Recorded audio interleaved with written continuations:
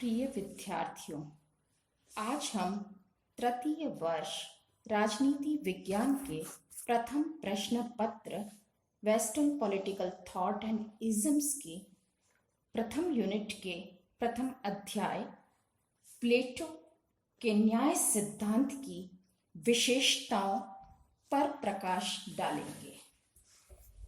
प्लेटो के न्याय सिद्धांत की पहली विशेषता यह है कि इसमें 3 गुणों का समावेश किया गया है।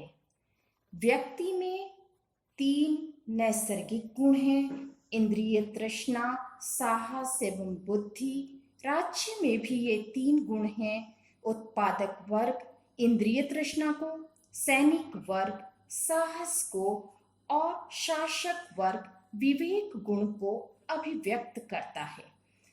इन गुणों का सुव्यवस्थित संतुलन ही न्याय है। दूसरी विशेषता यह है कि यह एक नैतिक सिद्धांत है। इसमें केवल वैधानिक कर्तव्यों का ही नहीं वरन समस्त कर्तव्यों का उल्लेख किया गया है। तीसरी विशेषता यह है कि यह सिद्धांत कार्य विशिष्टता का सिद्धांत है। जब व्यक्ति तथा समष्टि के रूप में सब लोग अपनी प्राकृतिक क्षमता के आधार पर निश्चित कार्य करें, इस सिद्धांत की यही मांग है। यह अहस्तक्षेप का सिद्धांत है। प्लेटो के अनुसार न्याय इसी में है कि राज्य के विभिन्न अंग अपना कार्य करें और दूसरे के कार्यों में किसी प्रकार का हस्तक्षेप नहीं करें। एक अन्य विशेषता इस सिद्धांत की यह है कि ये एक शाश्वत सिद्धांत है।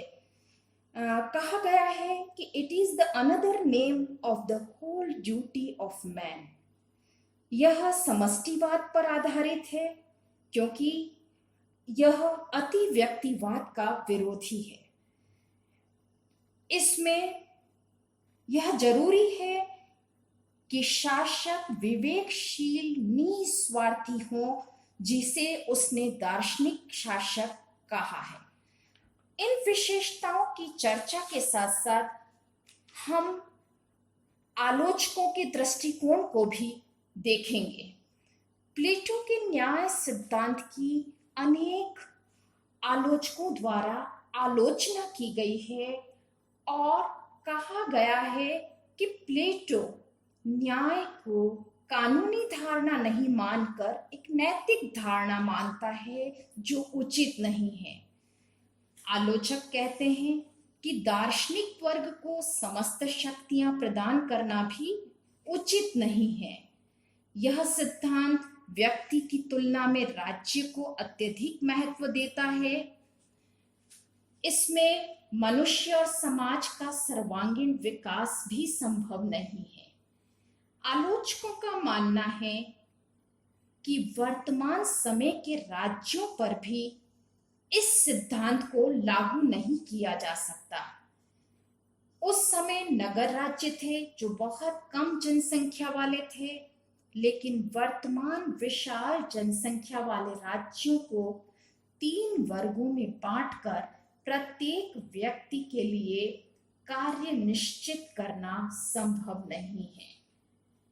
आलोचक यह भी कहते हैं कि जिस तरह प्लेटो ने यह वर्गीय विभाजन किया है वो भी उचित नहीं है, लेकिन इसके साथ ही साथ प्लेटो के न्याय सिद्धांत के महत्व को भी अस्वीकार नहीं किया जा सकता।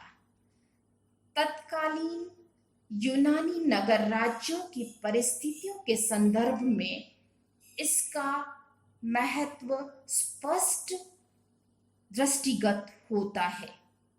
प्लेटोकालीन यूनानी समाज में बड़ी अव्यवस्था फैली हुई थी।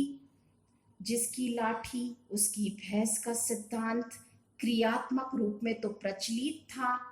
थ्रेसिमैकस जैसे सोफिस्ट विचारक बुद्धि और तर्क की दृष्टि से इसे न्याय संगत ठहरा रहे थे।